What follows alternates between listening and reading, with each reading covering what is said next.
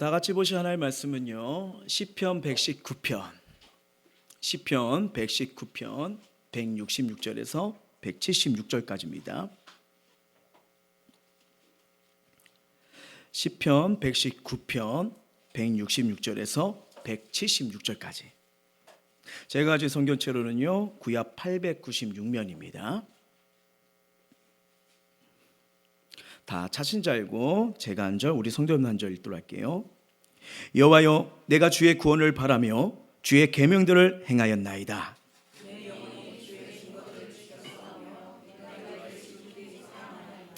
내가 주의 법도들과 증거들을 지켰사오니 나의 모든 행위가 주 앞에 있습니다.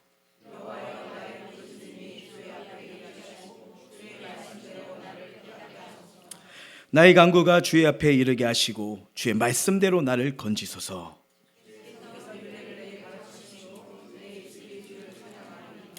주의 모든 계명들이 의로움으로 내 혀가 주의 말씀을 노래하리이다.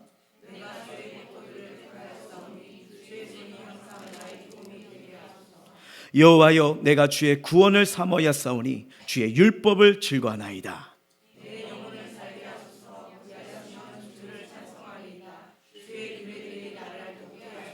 같이요. 이른 양같이 내가 방황하오니 주의 종을 찾으소서. 내가 주의 계명들을 잊지 아니하리이다. 아멘. 자, 오늘은요, 내 영이 사는 길이란 말씀을 가지고 시편 119편 말씀을 가지고 함께 은혜를 누리고자 합니다. 사오정이요, 물건을 사느로 편의점에 갔습니다. 물어봅니다. 아줌마, 햄버거하고 아이스크림 하나 주세요. 아줌마가 말합니다. 햄버거는 여기 없는데. 잠시 망설이던 이 오정이 또 말합니다. 그러면 햄버거하고 콜라 주세요. 햄버거는 없다니까. 그러니까 사오정이 또 가만히 생각하다가 그러면 햄버거하고 사이다 주세요. 이 사람이 이거 장난하나, 햄버거 없다고. 사오정이 그렇게 얘기를 하니까 이 사오정이 고개를 헛덩거리는 거예요. 헛덩거리더니 이렇게 말합니다. 아줌마, 왜 이 가게는 그렇게 없는 게 많아요? 그럼 햄버거만 주세요. 여러분, 이 사오정은요, 자기 말만 할 줄 아는 사람입니다. 어떻게 보면 우리가 살다 보면 내 모습이, 또 우리 주변에 이런 모습이 있을 수 있잖아요. 어떻게 보면 저 사람은 왜 그럴까 하지만 우리도 얼마든지 그런 모습에 내 말만 하는 그런 모습이 나타나지 않을까요? 세상은 이런 사람을 두고 소통이 안 되는 사람, 코드가 맞지 않는 사람이라고 이야기를 합니다. 여러분, 이 소통이 잘 되려면요, 상대방 말을 잘 들어야 됩니다. 그리고 대화가 돼야겠죠. 그래서 대화를 통해서 상대방이 무슨 말을 하는지 이 뜻을 알아들어야 되는 거예요. 근데 제가 이 말씀을 이렇게 보면서 준비하다가 오늘 119편 말씀을 보다가 그러면서 이 사오정 얘기를 이렇게 준비해서 느낀 게 뭐냐면, 나는 하나님과 소통이 잘 되는 사람인가라는 질문을 저에게 스스로 던져보더라고요. 하나님과 대화도 잘하지만 어쩌면 하나님 앞에 내가 하고 싶은 말, 내가 바라는 말만 하면서 하나님이 지금 나에게 뭐라고 말씀하시는지 나는 그걸 잘 듣고 있지 않나, 아니면 그걸 외면하고 있지 않나. 어떻게 보면 이 사오정이 나의 모습과 같은 그런 모습일 수도 있겠다는 생각을 듣게 되더라고요. 여러분, 우리가 중요한 게 있습니다. 우리 신앙생활에서도요, 이 하나님과 소통을 잘하려면요, 어떻게 되냐면요, 나에게 말씀하시는 주님의 말씀을 잘 귀를 기울이셔야 됩니다. 하나님의 말씀을 잘 알아듣기 위해서는 하나님의 말씀을 읽고 묵상하는 게 정말 중요한 거예요. 그러면서 그 말씀이 하나님이 나에게 음성으로 다가오고요, 나에게 길을 알려주고요, 또 나에게 오늘 살아가는 은혜를 하나님은 말씀을 통해서 주시기 때문입니다.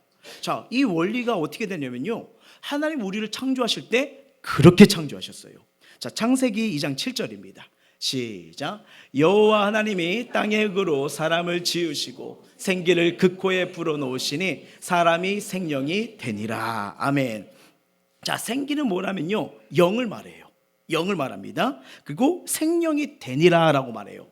생기가 있고 생명이 되니라고 합니다. 그러니까 생명이란 뭐라면 살아있는 존재란 뜻이에요. 살아있는 존재. 즉 한마디로 하나님의 영, 생기가 들어갈 때 영혼을 지닌 진정한 뭐예요? 살아있는 사람이 되도록 하나님께서 이렇게 우리를 창조하실 때 만드셨다는 거예요. 여러분, 하나님의 영이 없는 사람은 똑같이 우리 숨을 쉴 수 있습니다. 밥을 먹을 수도 있고요, 활동을 한다 해도요, 생명이라고 말할 수는 없어요. 생명이라고요. 여러분, 성경의 원리를 보면요, 아무리 건강하고요, 아무리 그가 많은 지식을 가지고 있고 높은 지위에 오르고요, 이 세상의 모든 걸 가지고 있다가 해도 하나님의 영이 함께하지 않으면 그는 살아있는 존재가 아니라고 성경은 말씀을 하고 있습니다. 그래서 만약에 우리 인생에 하나님의 영이 없으면요, 육체는 살아있으나 하나님과 관계가 단절된 거 뭐예요? 죽은 겁니다. 죽은 거예요. 그래서 그 영혼이 죽으면요, 하나님의 인도하심과 역사하심과 하나님의 음성이 들리지가 않아요. 그러니까 그럴수록 삶은 어떻게 해요? 점점 공허해지죠, 답답해져, 점점 삶의 하루하루가 무거운 짐을 드는, 인생이 정말 무거운 짐을 드는 그런 인생이 되어서 어떻게 보면 점점 힘들어지는 그런 삶이 될 수밖에 없는 거예요. 그런데 말씀이 들립니다. 하나님 마음이 느껴집니다. 하나님 은혜가 누리기 시작합니다. 이게 영혼이 살아난 거예요. 살면요, 희한합니다. 이 인생도 살아날 줄 믿습니다. 예, 나를 창조하신 하나님의 계획을 알게 되고요, 구원의 길로 갈 수 있고요, 믿음이 성장합니다. 그리고 하나님의 기쁨을 누립니다. 그러니까 그 영혼이, 그 인생이 살아나는 거예요.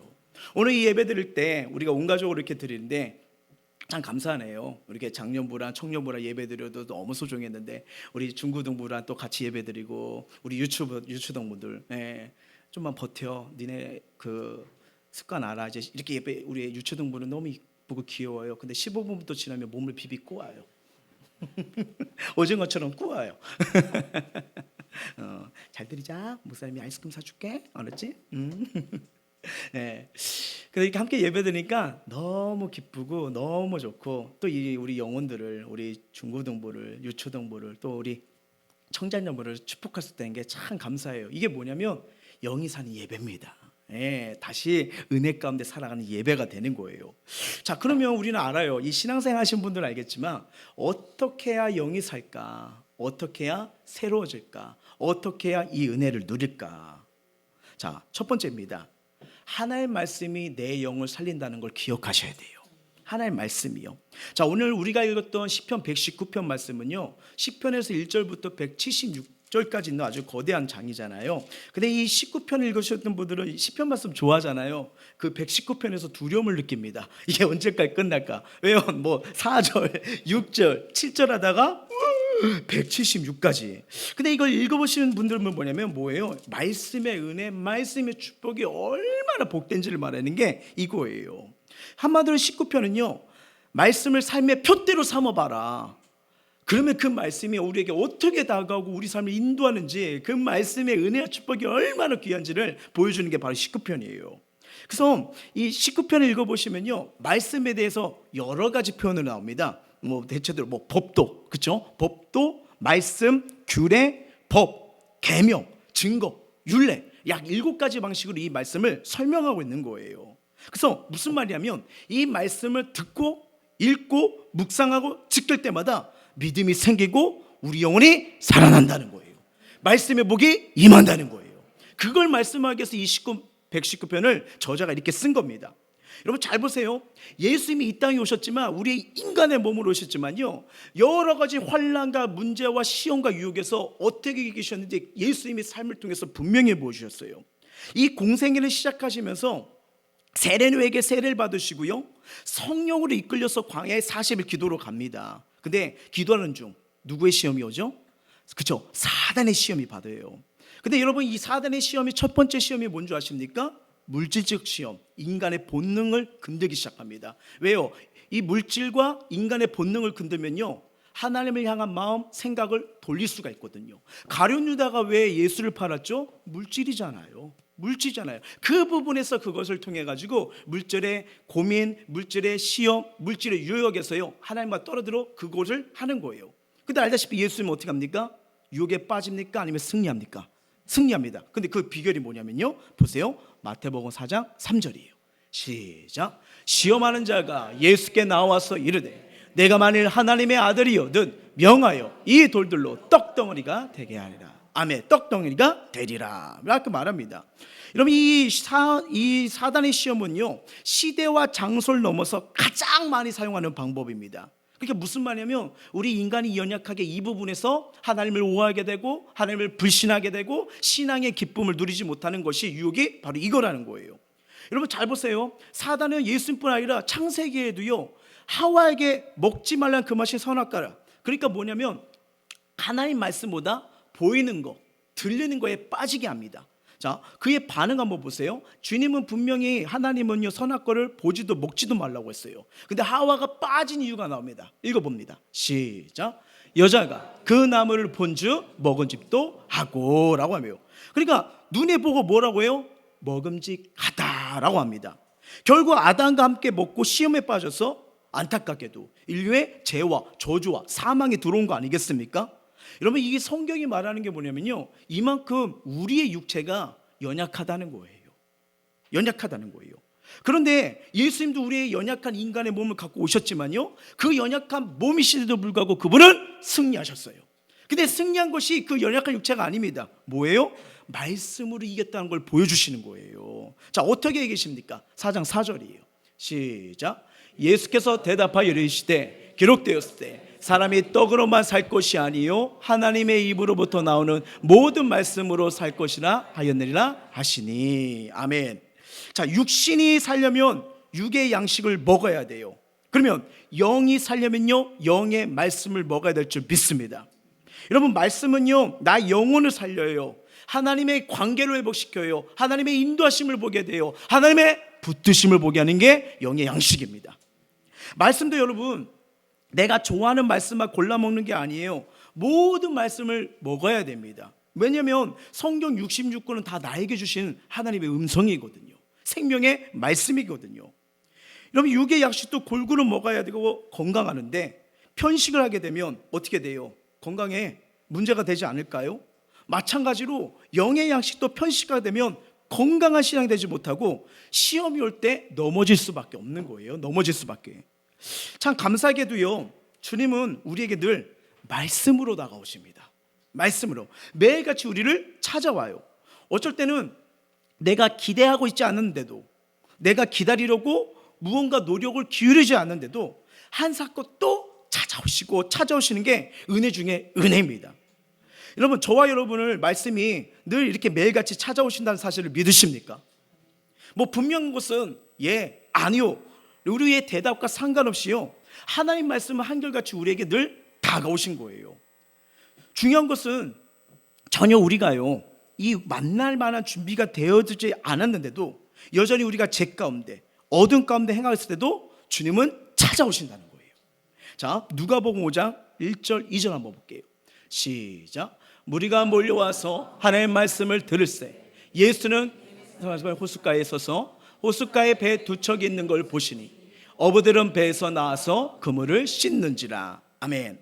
자, 이 1, 2절 말씀 보시면 갈릴리 호숫가에 예수님이 오시자 많은 사람들이 말씀을 들으려고 몰려들어와요. 하지만 예수님은 배에서 일하고 있는 어부들에게 다가가십니다. 그들은 이미 예수님이 마음에 품은 자였고요 선택된 자들이에요. 자, 무슨 말일까요? 바로 저와 여러분을 택함 받은 사람들이기 때문에 예수님께서 이 말씀처럼 친히 오신 것처럼 우리에게 그 은혜의 말씀을, 은혜의 발걸음을 가지고 우리에게 다가온다는 거예요.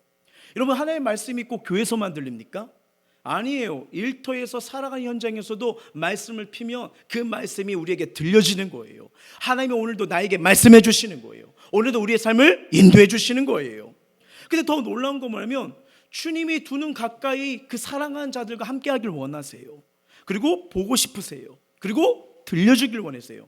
그래서 공생의 말씀이 육신이 되어 이 땅에 오셨을 때 예수님이 직접 찾아가신 거예요. 직접 가서 들려주신 거예요. 여러분 이 성경에서요 예수의 우리를 찾아오시는 절정에 달한 말씀이 무엇입니까? 바로 로마서예요. 저는 저와 여러분이 마음이 무너졌을 때 하나님이 진짜 날 사랑하시는 건가? 날 진짜 돌보시는 게 맞나? 이런 나를 정말 끝까지 사랑하는 게 맞을까? 하고 의심이 될 때가 있잖아요. 여러분 이 말씀 하나만 붙들어도 그 의심 떠나갑니다. 자, 로마서 5장이에요 시작. 우리가 아직 죄인 되었을 때 그리스도께서 우리를 위하여 죽으심으로 하나님께서 우리에 대한 자기의 사랑을 확증하셨느니라. 아멘. 그러니까 죽음까지 무릅쓰고 우리를 계속 찾아오신 주님이신데 이 말씀은 뭐예요? 어떠한 상황에도 저와 여러분을 포기하지 않는다는 말씀이에요. 예. 그래서 예수님 우리를 찾아오시는 일을 결코 멈추거나 소홀히 하지 않음을 믿으시길 바랍니다. 오늘도 이 예배를 통해서 우리에게 찾아오시는 거예요. 이 갈릴리 어부들을 찾아가셨던 이 예수님은 지금 이 시대에도 먼 길을 마다하지 않고 저와 여러분 살아가는 모든 현장 가운데 찾아오십니다. 예. 여러분 이거 믿으셔야 돼요. 예배된 선포된 말씀을 통해서 찾아오시죠. 큐티 생활을 통해서 찾아오시죠.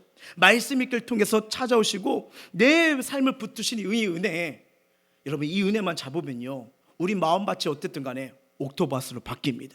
말씀은 우리를 바꿔버려요. 생각도 마음도 행실도 바꾸는 능력이 있음을 믿으시길 바랍니다.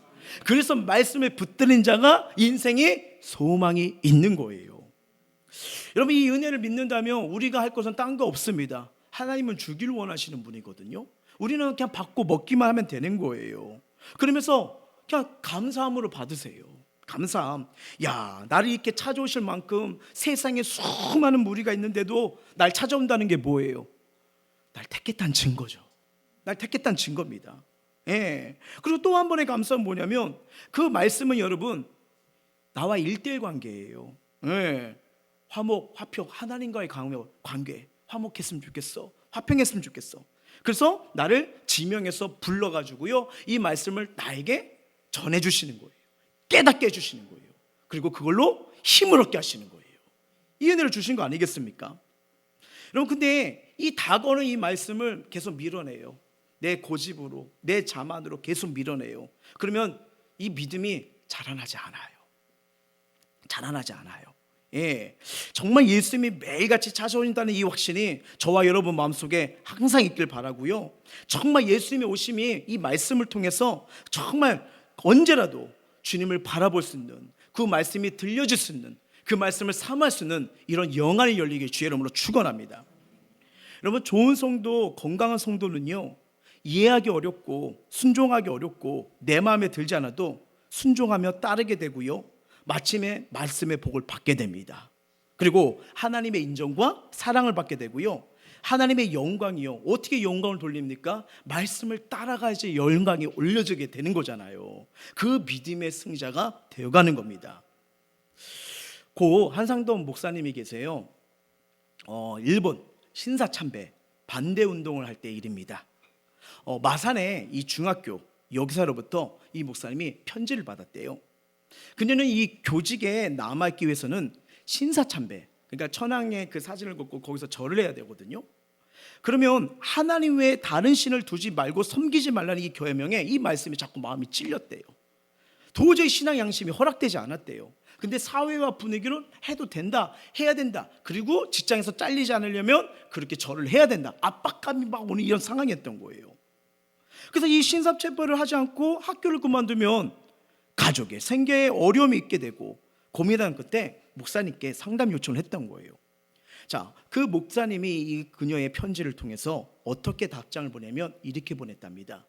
공중의 새와 들의 백합화를 봐라. 하나님이 먹이시고 입히신다. 하물며 믿음대로 살려고 하는 자에게 하나님께서 은혜를 주시지 않겠느냐.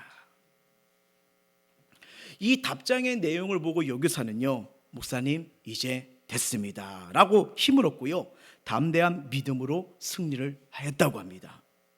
참 하나님의 말씀이 연약한 영혼을 살렸고요 담대하게 해서 그 당시 거대한 일본 제국과 싸운 일에 들어서도록 인도했던 게 뭐였냐면요 하나님의 말씀이었던 거예요. 누가 먹여 살리느냐. 무슨 말이에요? 절하지 말라는 거였죠.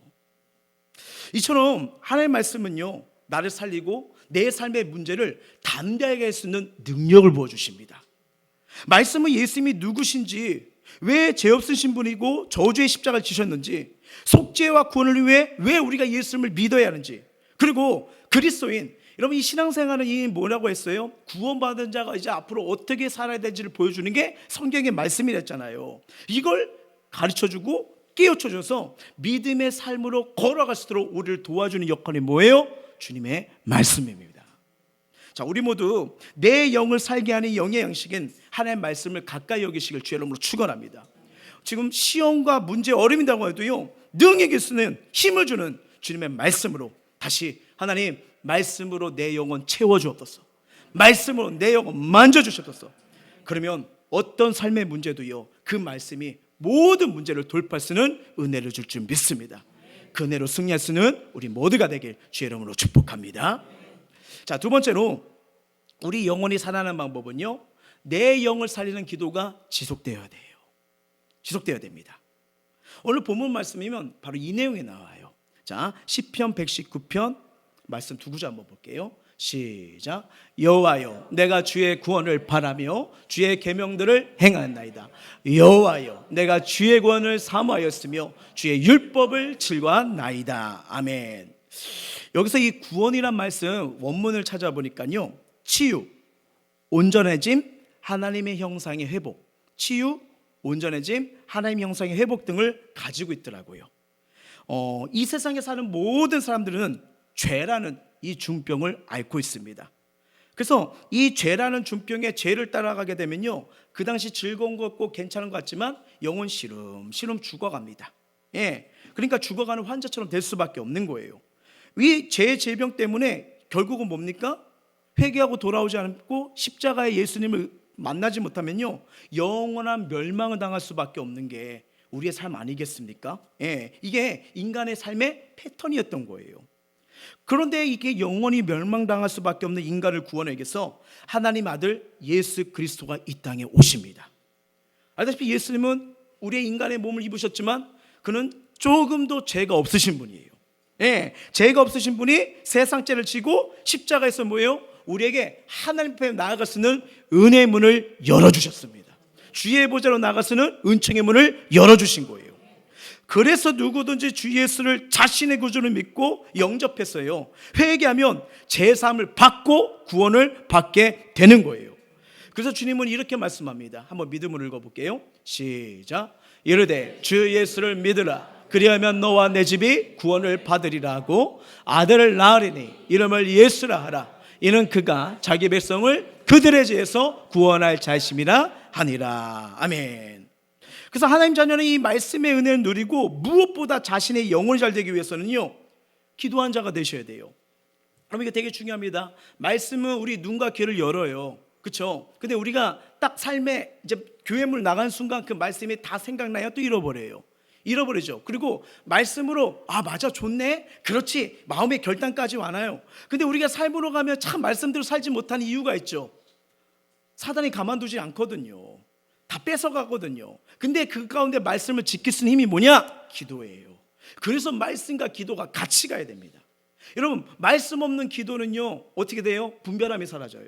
근데 기도 없는 말씀은 또 뭐예요? 머리만 커집니다. 사두개인 바이스테인 알지만 자기는 안 바뀌어요. 근데 어떻게 해요? 정죄만 할 뿐이에요. 기도하면요, 좋아요, 아름다운 거예요. 근데 말씀이 없어요. 이게 하나님의 역사인지 귀신의 역사인지 사람의 뜻인지 감정인지 분별이 안 됩니다. 그래서 같이 가야 되는 거예요. 이게 정말 중요한 거예요. 네. 그래서 성경은요, 이 말씀의 은혜를 누리고 그 말씀의 역사를 보고 말씀대로 살고 싶으냐? 그러면 그 말씀대로 붙들 수 있는 은혜가 임하도록 기도하라는 거예요. 기도하라는 거예요. 자, 세 구절 한번 볼까요? 시작. 기도를 계속하고 기도에 감사함으로 깨어 있으라.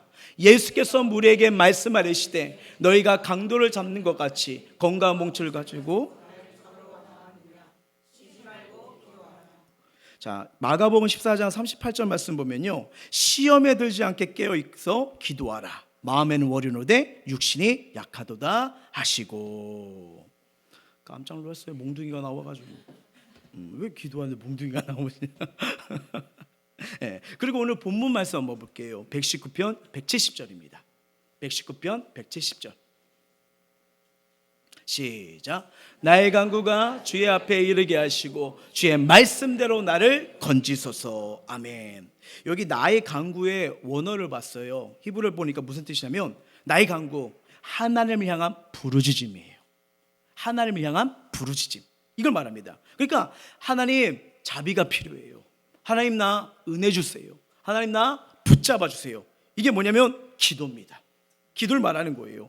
하나님께서는 주를 의지하는 자들의 부르짖을 때 뭐예요? 그 영혼을 살려주십니다. 살려주세요. 그래서 이 시편 기자는 하나님 말씀이 약속한 구원을 믿고 지금 간절히 기도하는 거예요. 이 말씀을 내가 믿사오니 이 말씀대로 나를 건지소서 기도하는 거예요. 간절한 부르짖음으로 나아가는 거예요. 여러분 중요합니다. 영이 산 자는 하나님과 소통을 합니다. 하나님을 기쁠 때나 슬플 때나 찾게 되는 거예요. 기쁠 때도 감사해서 찾게 되고 슬플 때도 이 상황 가운데서 나를 건질 분은 하나님밖에 없다 찾는 거예요. 여러분 우리가 요새 큐티 다니엘서 말씀을 계속 보고 있잖아요. 이 다니엘이 모든 위기와 죽음의 상황에서 역전의 은혜, 기적의 역사가 일어납니다. 근데 그 이유가 어디 있는지 우리 아시죠? 하나님 향한 늘 기도했어요.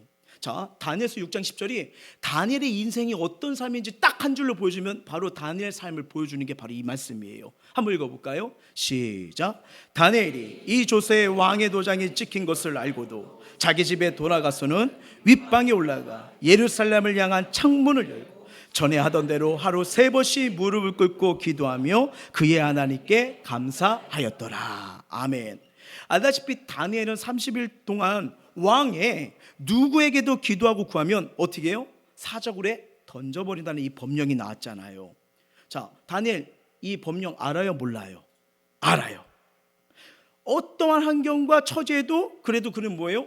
예루살렘 향 주님의 성전이 있는 곳을 향해서 문을 열고 기도했습니다. 이번에 이렇게 고향집 다녀도 오셨죠? 혹시 기도할 때 행복생 교회가 있는 이 성전을 보고서 혹시 창문 열고 혹시 기도하신 분 계시나요? 아예 그냥 혹시나 해서 여쭤보는 겁니다. 자, 다니엘이 왜 그렇게 했을까요? 다니엘은요 왕의 도장과 사람들의 고발보다 하나님 말씀이 더 삶의 우선순위였던 자예요. 그저 하나님은요 어떻게 해요? 사자굴에서 다니엘을 살리시고 구원하십니다. 하나님은요 무슨 말이냐면요 우리의 기도를 들으시고요 약속의 말씀을 지키는 자 끝까지 책임진다 이 말씀이에요. 이 말씀이에요. 지금 저와 여러분 무엇 때문에 삶이 고달프고 힘들고 외롭고 고통 가운데 있으십니까? 상황과 사람이 아니라 하나님의 말씀을 붙들고 기도할 때 이 도우시고 구원하시는 그 은혜를 의지하고 있습니까? 아니면 지금 내 삶에 다가온 그 시험과 문제 때문에 혹시 나의 구원, 나의 도움, 나의 인도자 하나님의 손을 혹시 놓고 있지는 않으신가요? 기도의 시간이 회복되어야 내 영이 살고요 하나님 임재를 경험하고 가야 오늘 하루 미래를 향해 걸어갈 수가 있는 거예요. 여러분 나중에 그럼요 우리가 은혜 가운데 다시 설 수 있고 믿음 가운데 설 수 있다는 거 좋아요. 근데 그게 갑자기 되는 게 아닙니다. 큰 게 아니에요. 오늘 다시 주의 이름 부를래. 오늘 다시 하나님의 말씀 들을래. 오늘 다시 한번 하나님 앞에 나아갈래. 큰 게 아니에요. 여기서부터 미래가 달라지는 겁니다. 여기서부터 삶과 인생이 달라지는 거예요. 근데 우리가 여러분 우리 삶에 하나님 우리가 하나님과 창조에도록 생기를 불어넣었다고 하셨잖아요. 이 하나님과 교제 들어가셨잖아요. 그래서 그 통로가 말씀과 기도예요. 근데 이것이 사라지면요 희한합니다. 우린 더 완전히 육신대로 살아가요. 육신대로 살아요. 그러면 시간이 흐를수록 그 나타나는 증상이 뭐냐면 하나님 주시는 생명과 평안이 없습니다. 더 뭐예요? 원망하게 되고 미워하게 되고 분노하게 되고 짜증나게 되고 이렇다 보니까 하나님의 기쁨을 누릴 수가 없는 거예요. 여러분 이게 이스라엘 왕 중에 사울 왕이 그러지 않았습니까? 점점 자기 멋대로 예배하게 되고 하나님의 마음을 거부하게 되고 하나님의 기름 부으신 다윗을 죽이려고 했던 게 원래 그게 아니잖아요. 왜 불렀어요? 이스라엘을 하나님 마음으로 법대로 잘 다스리라고 그래서 선지자 사무엘까지 붙여줬잖아요. 근데 그걸 거부하니까요 어떤 인생이 돼요? 악신이요. 무슨 말이에요? 사단의 영에 붙들린 인생이 돼버리잖아요. 이게 얼마나 안타까웁니까? 여러분 성경은 이 부분을 우리에게 분명히 말해요. 로마서 한번 말씀 볼게요. 시작.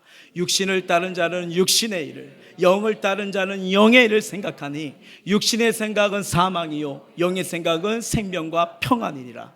육신의 생각은 하나님과 원수가 되니 이는 하나님의 법에 굴복하지 않을 뿐 아니라 할 수도 없습니다. 육신에 있는 자들은 하나님을 기쁘시게 할 수 없느니라. 아멘. 자, 어떻게 보면 우리가 지금 이 연휴 기간을 이렇게 보내고 있지 않습니까? 우리 성도님들 또 이랬든 저랬든 간에 음식 차리느냐, 또 음식 드시느냐, 치우시느냐, 또 사람들 만나시느라 또 이동하느라 아마 정신없이 보내셨을 거예요. 그렇죠? 우리 옆 사람 말 이렇게 한번 얘기했으면 좋겠어요. 수고 많으셨습니다. 시작. 수고 많으셨습니다. 우리 주일학교 애들한테도 해주세요. 그래도 맛있게 먹어줬잖아요. 수고했잖아요. 그럼요. 그렇죠. 그러면서 모두들 수고가 많으셨는데 바쁜 와중에도 한번 오늘 이 말씀을 보시면서 이 말씀이 내 곁에는 어느 정도 있었는지 한번 생각해 보는 시간을 가졌으면 좋겠어요. 바빠 죽겠는데, 피곤해 죽겠는데, 스트레스에 화나 죽겠는데, 말씀이 끼어들 틈이 있겠어요? 라고 생각할 수도 있지 않습니까? 그런데도 뭐 그런 분도 있을 수 있어요. 괜찮아요. 그런데도 그런 상황에서도 누구는 말씀 한 절을 더 보려고 하는 사람도 있어요. 그리고 그래도 내가 성경 일독을 이렇게 정했는데 오늘 날짜 3장 이거 내가 여호수아 말씀 있어야 돼 하면서 본문을 읽으셨던 분, 그래도 하루하루에 내게 주신 이 큐티 말씀을 통해서 그래도 5분이든 10분이든 그 말씀 봤다? 연후의 성공자입니다. 이 연후의 성공자예요. 거창하고 큰 계획을 가지고 뭐 말씀에 다가서지 않으셔도 돼요. 이 모습 그대로 나가는 거예요. 그러니까 딴 거 없어요. 말씀과 함께 할 수 있는 거룩한 시간을 구별하시면 돼요. 5분이든 10분이든 간에 그 시간에 말씀을 보는 거예요. 듣는 거예요. 그만큼 말씀과 씨름하는 거예요. 무엇인지 좋아요. 읽거나 묵상하거나 암송하거나.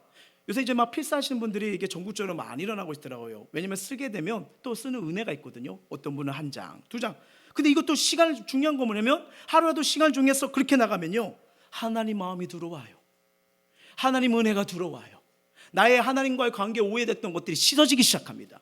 근데 사단은 못하게 만들어요. 왜? 자꾸 하나님을 오해하게 만들어야 되거든요. 하나님 뜻을 바꿔야 되거든요.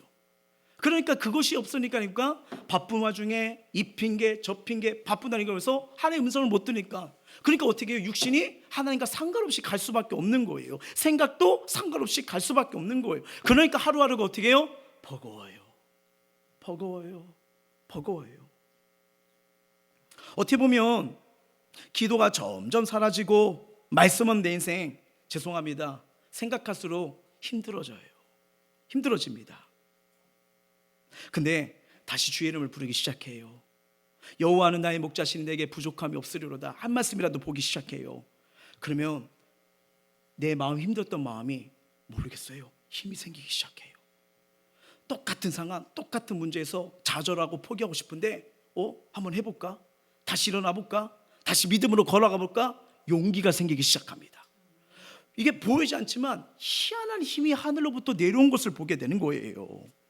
그리고 여전히 하나님이 나와 함께 하시는구나, 여전히 하나님 나를 인도하고 계시구나, 그분이 나를 능력의 팔로 붙들고 계시구나.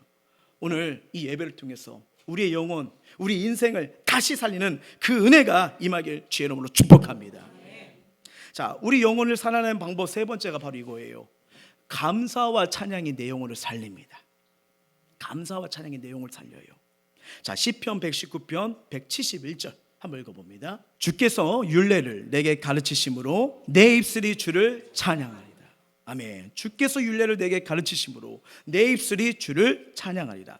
자, 여기 찬양하리다 원어 뜻은 뭐냐면요, 이 뜻이에요. 하나님을 향한 찬양이 샘솟듯 넘치다. 하나님을 향한 찬양이 샘솟듯 넘치다는 뜻이 담겨져 있어요. 그러니까 여러분 잘 보세요. 그리스도인 하나님 자녀는요, 여전히 나에게 말씀하시는 말씀이 있기 때문에 당연히 감사할 수 있죠. 그리고 구원의 즐거움이 있지 않습니까? 구원의 즐거움이요. 그러니까 이것이 누리는 게 뭐예요? 주님이 주시는 평강을 누리는 거 아니겠습니까? 그래서 감사와 찬양을 중단하지 않는 거예요. 그것이 너무나 감사한 거예요. 꼭 내가 원하는 대로 돼야지만 감사? 아니요. 예수님이 십자가에 못 박는 순간도 하나님을 찬양하며 감사하셨습니다. 이게 중요한 거예요. 감사와 찬양은요, 희한합니다. 하면 할수록요, 승리의 길이 보여요. 하면 할수록 평강이 흘러넘치길 시작합니다. 이걸 중단하면 안 돼요. 왜냐하면 감사와 찬양은 하나님을 믿는 자의 마땅한 본분이며 이게 삶이에요. 말씀을 깨닫는 만큼, 은혜 받은 만큼 더욱 감사가 넘치고 감격적인 찬양을 부를 수가 있습니다. 이 그리스도인이라는 말하면요, 상황이 좋지 않아도 감사도 없고 찬양도 멈추게 되면 희한합니다. 누구나 깊은 영적 침체에 빠지게 돼요. 근데 그리스도는 누굽니까? 어떤 상황에서도 다시 주를 찾으리라, 주를 부르리라, 제단을 쌓으리라. 바로 그거예요. 그러다 보니까 어떤 역사가 일어나면요, 아무것도 아닌데 하나님 오늘도 주가 필요합니다. 하나님 오늘도 나를 건지소서. 하나님 오늘도 내 삶에 하나님이 날 인도할 줄 믿고 난 감사합니다. 하나님 관계가 힘들어요, 가정이 어려워요, 삶의 커다란 인생의 계획이 어떻게 될지 몰라요. 근데 뭔 기도해요? 그래도 하나님 인도할 줄 믿고 감사합니다. 바로 그거예요. 기도예요. 저도 연약하고 부족하기 때문에 여기서 기도하지만 그냥 하나님 앞에 더 묵상하고 싶다 그러면 저는 차 끄고 혼자 부지를 갑니다. 가가지고 2시간 3시간 찬양을 듣고 이렇게 혼자 부흥회하고 와요. 저 찾지 마세요. 그러면 그 삶에 묵었던 거, 고민했던 거, 두려움과 구심, 뭐 저도 연약한 사람인데 왜 그런 게 왜 없겠습니까?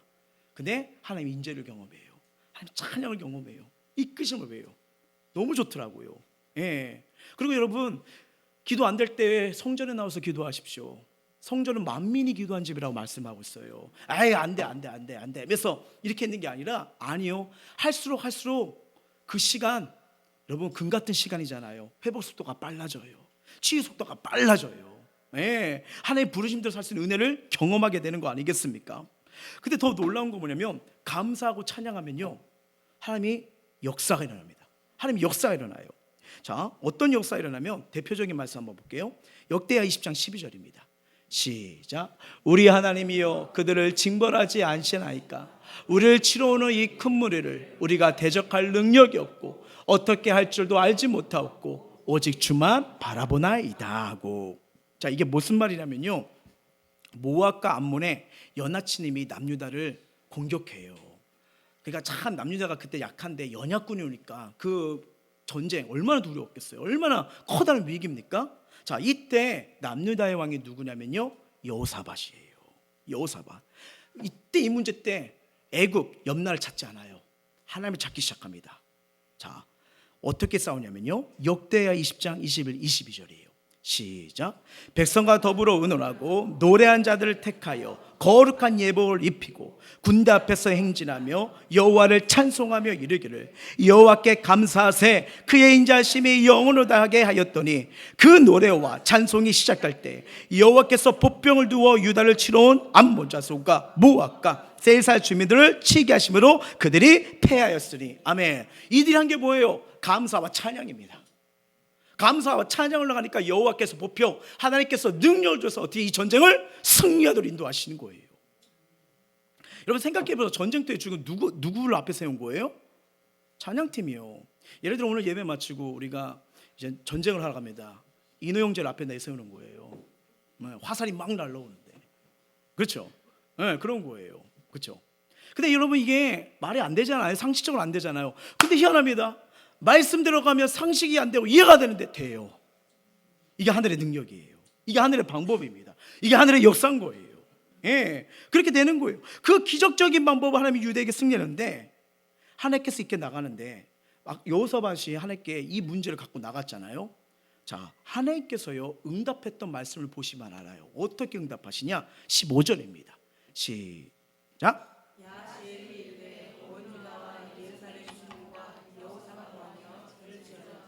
여호와께서 이같이 너에게 말씀하시기를 이 큰 머리로 말미암아 두려워하거나 놀라지 말라. 이 전쟁은 너에게 속한 것이 아니요 하나님께 속한 것이니라. 아멘. 문제를 가지고 나가니까 뭐요? 두려워하지 말래요. 놀라지 말래요. 네가 하는 게 아니야, 내가 하는 거야. 이게 기도하는 자의 축복입니다. 이게 기도하는 자의 능력이 되는 거예요. 그러니까 지금 내가 씨름하는 거 얼마나 힘드셨어요? 얼마나 고민되셨어요? 얼마나 그것 때문에 스트레스 하셨어요? 갖고 나가세요. 하나님이 하십니다. 내가 잡고 있다 보니까 어떻게 해요? 몸과 마음, 생활 병들어 가잖아요. 1887년 엘리자 휘시라는 여사가 있습니다. 저분이에요. 설교를 준비하면서 어떤 책을 보는데 참 은혜로운 내용이 있어서 우리 성도님들한테 꼭 알려드리고 싶더라고요. 필라델피아 학교에서 가르치던 이 불량한 학생들을 선도하려고 그 일을 하셨대요. 교사 사역을요. 그러니까 알다시피 불량 학생들 선도하니까 이게 심각한 문제 아니겠습니까? 그래도 성경대로 그리스도의 사랑으로 가르치면 달라겠지 하고 학생들을 탈렀대요. 또 얘기하고 기도하고 가고. 근데 어느 학생이 느닷없이 이 지붕에 스레트 있잖아요. 이 선생님의 등을 쳐버린 거예요. 뭐라고 하지 말라고. 등을 팍 쳤는데 척추를 크게 다쳤답니다. 상반신에 석고붕대를 하고 병상에 누워 대소변을 받아냈습니다. 6개월 동안 그런 치료를 받았대요. 신앙이 흔들리기 시작했어요. 하나님 이게 뭐예요? 주님의 사랑으로 가르쳐 주려고 했고 인도하려고 했는데 다가오는 게 뭡니까? 그러니까 뭐예요? 학생에 대한 미움, 증오가 쌓이기 시작했대요. 그래서 하루하루가 너무 우울했답니다. 이게 뭘까? 이게 그리스도의 사랑을 보여주는 게 맞을까? 그렇게 해서 막 증오된 마음으로 막 있는데 어느 날 이 병실에서 흑인 여자가 청소를 하러 왔는데 찬송을 부르며 바닥을 닦고 있는 거예요. 여러분 이게 마음밭이나 우리 신앙이 떨어졌을 때 찬양기도 이렇게 행복하게 들려요? 아니면 짜증나게 들려요? 묻지는 않겠습니다. 죄송해요. 물어보고선 막 찬양을 흥얼거리는데 짜증이 난대요. 그러면서 거기서 그냥 화가 나니까 이렇게 말했대요. 청소하는 주제에 뭐가 그리 좋아서 찬송을 불러요? 청소하는 주제에. 참 은혜 속에 믿음 속에 있던 분이 이렇게 너무 힘드니까 이렇게 저기 되는구나 라는 걸 느끼는데 화를 냈대요. 제가 생각했어요. 제가 청소하던 자예요. 누가 그렇게 얘기를 했어요. 나는 어떨까? 말 못해요. 근데 참 그녀가 청소하는 분이 성령 충만한 자예요. 이렇게 말을 했답니다. 하나님이 나에게 닥친 어려운 형편과 처지를 찬송으로 바꿔 쓰는 힘을 주셨으니 즐거울 수밖에 없어요 라고요. 희위 씨 충격을 받습니다. 불평과 미움으로 가득 찬 나날을 보낸 자신이 그 순간 너무 부끄러웠대요. 하나님 앞에 회개하며 눈물 한 없이 흘렸대. 이때 하나님께서 그 회개 소리를 들으시고 그 영감을 만지신 거예요. 영을 살리기 시작한 거예요. 제가 왜 이분을 했냐면요, 제가 힘들 때 울면서 불렀던 찬송가가 다 이분이 쓰셨더만요. 대표곡이 몇 곡이 있는데 이때 나온 찬송가가 뭔 줄 아세요? 찬송가 370장 주 안에 있는 나에게가 이때 쓴 거래요. 전날의 한숨이 편하여. 이 가사가 왜 나온지 알겠더만요. 전날의 한숨이 편해요 노래와 찬송이 되었네. 요번 한 주 동안 이 말씀을 주가는데 내 인생 가장 힘들었을 때, 무거웠을 때 이 창인데 이분이 왜 이걸 어떻게 썼나 그 과정을 아니까 이런 어려움이 있었구나, 이런 괴로움이 있었구나. 6개월 동안 이렇게 사랑과 헌신을 줬던 그 학생에게 맞아가지고 척추가 고장내서 대소변을 못 갈 것 했을 때 얼마나 원망과 불평이 많았겠어요. 그런데 그 청소부의 그 한마디에 딱 보면서 요즘 무엇 때문에 억울하십니까? 무엇 때문에 원망이 많으십니까? 무엇 때문에 하나님이 함께하지 않는 것 같아서 혹시 좌절 속에 있지는 않으신가요? 괜찮아요. 이 흰 여사가 이때 부르던 찬양이 바로 이거랍니다. 한번 우리 가사를 생각하면서 한번 이 찬양 한번 볼까요? 주 안에 있는 나에게 난 근심이 있으랴. 자, 십자가 밑에 나가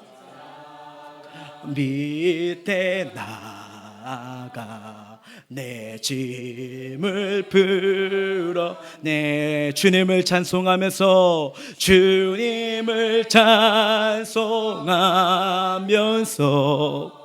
할렐루야 할렐루야 내 앞길 멀고 나 주님만 따라. 자, 그 두려움이 변하여 그 두려움이 변하여 내 기도 되었고 전날의 한숨 내 노래 되었네. 주님을 찬송하면서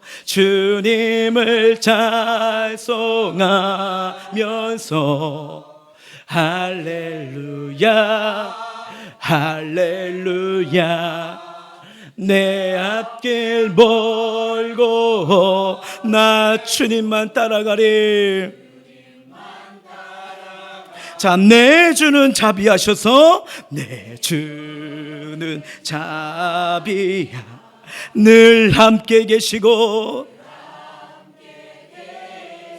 내 궁핍함을 아시고 비팜을 하시고 늘 채워주 주님을 찬송하면서 주님을 찬송하면서 할렐루야 할렐루야 내 앞길 멀고 험해도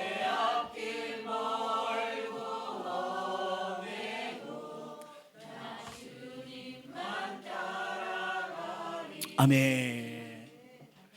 아마 다 우리 좋아하는 찬송이잖아요. 근데 이게 어떻게 써졌는지 이거라니까 너무 은혜가 되는 거예요. 정말 성경 충만할 때, 잘 나갈 때 썼으면 그렇지 저러니까 저런 글을 쓰시지 이렇게 되는데, 야, 인생의 분노와 미움과 아픔과 용서가 없는 그 산 가운데 거기서 이 찬양을 부르면서 이게 그분의 회개 찬양이었던 거예요. 그러니까 어떻게 해요? 병상은 똑같아요. 지금 아직 척추도 아파요. 문제 있는 그 현장이에요. 근데 바뀐 건 뭐냐면 그 상황을 기쁨으로 찬송한 것 뿐이에요.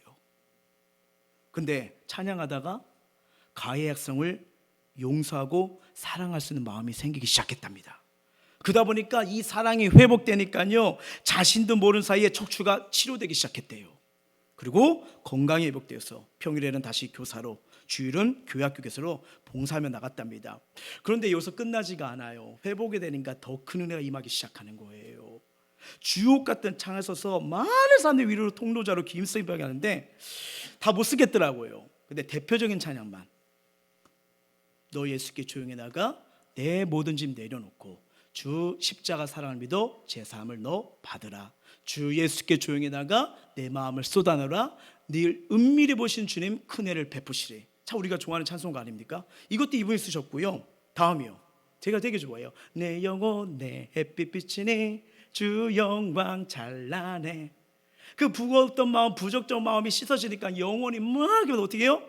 춤을 추는 거예요. 미안해 성민아, 부르고 싶었는데 목사님 끊어서. 그 다음 또 하나요. 예수도 알기 원하네 크고도 넓은 은혜와, 여기까지만요. 반주 없을 때 부르면 저도 이탈이 자주 일어납니다. 근데 이 가사가 너무 아름다운 거예요. 특히 전 찬송가 저 453장은 신학교 때, 대학교 때예요. 그래가지고 이 변하지 않는 나, 이 완악한 나, 와, 이걸 보면서 나 예수님 닮아가는 제자가 돼야 되고 영혼살인 제자가 내가 왜 이렇게 내가 뭐랄까 바뀌지 않을까, 왜 이렇게 우둔할까, 왜 이렇게 내가 이렇게 욕심과 탐욕으로 이 자만으로 살까 했는데, 어느 날 수업 시간에 교수님이 이 찬양을 부르자는 거예요. 제자 딴 거 아니야. 이 믿음만 있으면 돼. 이 가사만 있으면 돼. 예수 알기를 더 원해봐. 크고도 넓은 애 계속 또 부어주실 거야. 소원 딴 거 아니야. 주님의 사랑을 간절히 안아봐. 그러면 그 사랑 누리고 나눠줄 수 있는 게 이게 제자야. 여기서 깨져버렸거든요. 어떻게 보면 우리의 인생도, 좀 전에 말했던 희 여사도요, 정말 삶이 얼마나 억울해요. 원망 속에 불평했던 이 침체된 영혼이 이 찬송을 통해서 살아난 거 아닙니까? 여러분, 이처럼요, 우리 영혼이 살아날 때 기도가 다시 살아나요. 감사 찬송이 충만해지고요, 나아가 하나님의 구원의 소신과 그분의 위대하심을 증거한 자녀로 살게 됨을 믿으시길 바랍니다. 오늘 우리는 하나님 말씀이 우리 영적 삶에 제공하는 놀라운 축복을 보게 되잖아요. 시편에 다윗이 이렇게 또 말을 합니다. 119편 31절이에요. 시작. 내가 주의 증거들을 매달려 싸우니 여호와여 내가 수치를 당하지 말게 하소서. 아멘. 뭐예요? 증거, 주의 말씀에 매달렸다고 했잖아요. 그러면서 이게 뭐냐면 그 증거가 뭐예요? 말씀이 접착제로 나를 따라간다는 거예요. 그러니까 어디로 가든지 그 말씀이 나와 함께하고 있다는구나. 하나님의 말씀으로 모든 위기와 절망에서 우리 다윗은 일어날 수 있었고요. 그리고 결국 전쟁에서 승리할 수 있는 하나님의 마음의 합한 자로 들었었던 이유가 뭐예요? 말씀에 매달렸던 인생이었기 때문에 하나님의 그 인생을 그렇게 세워 가신 겁니다.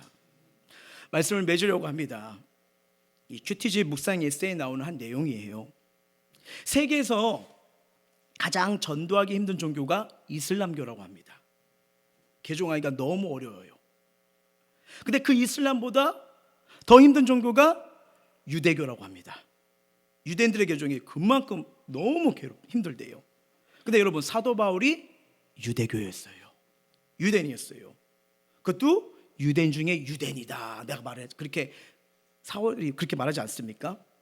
근데 이 사울이 믿음이 생겼기 때문에 그 인생이 변화된 건데, 유대인이 바울이 그리스도인 됐을 때 이렇게 했으니 내가 믿음을 얻었다라면서 이게 믿음의 방법이다 하면서 성령의 감동을 통해서 준 구절이 있어요.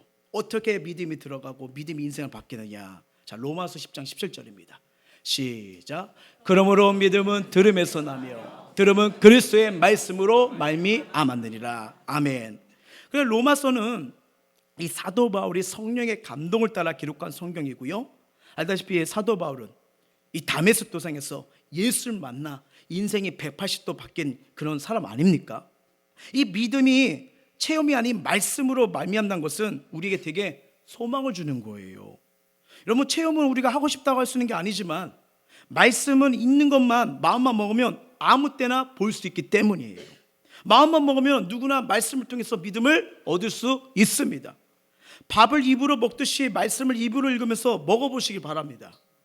밥을 잘 먹으면 육체가 건강해지듯 입으로 읊조리며 먹으면 영이 양식이 되어 영이 건강해집니다. 그렇게 하나님께서 하나님의 말씀을 살아가고 말씀의 은혜와 기쁨으로 우리를 아까 창세기 2장 7절 창조하셨거든요. 그러니 힘들고 어려울 때 하나님 뜻을 찾고자 할 때 딴 거 아니에요. 말씀을 읽기 시작해보세요. 회복 어디 기도원 가야 되고 뭐만 해야 되고 그렇게 할 필요가 없어요. 내가 있는 장에서 말씀 한 장 읽으시면 됩니다.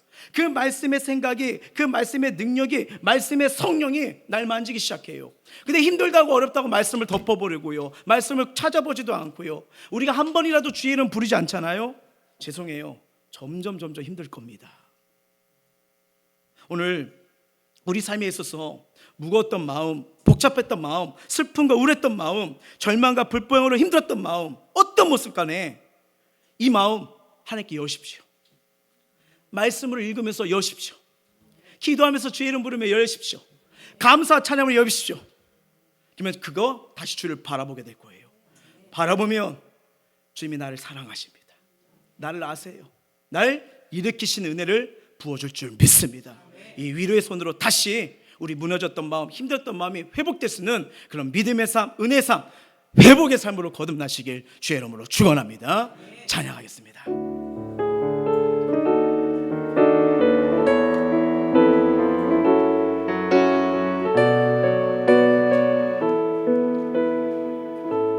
나의 영혼이 잠잠히, 나의 영혼이 잠잠히 하나님만 바라며 나의 구원이 그에게서, 나의 구원이 그에게서 나된도다. 나의 영혼아 잠잠히 하나님만 바라라. 나의 영혼아 잠잠히 하나님만 바라라. 나의 소망이 저에게서, 나의 소망이 저에게서 나는도다. 오직 주만이, 오직 주만이 나의 반석, 나의 구원이시니,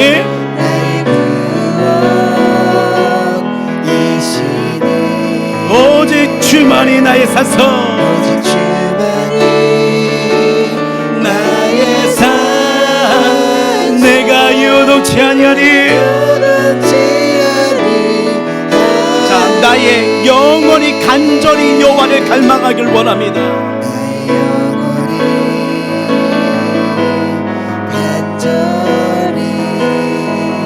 여호와를 갈망. 자, 나의 입술이 여호와를 찬양하네. 나의 입술이 여호와를 찬양. 자, 나의 영혼이 즐거이 여호와를 따르길 원합니다. 나의 영혼이 즐거이 여호와를 따르. 나의 평생에 여호와를 송축하리.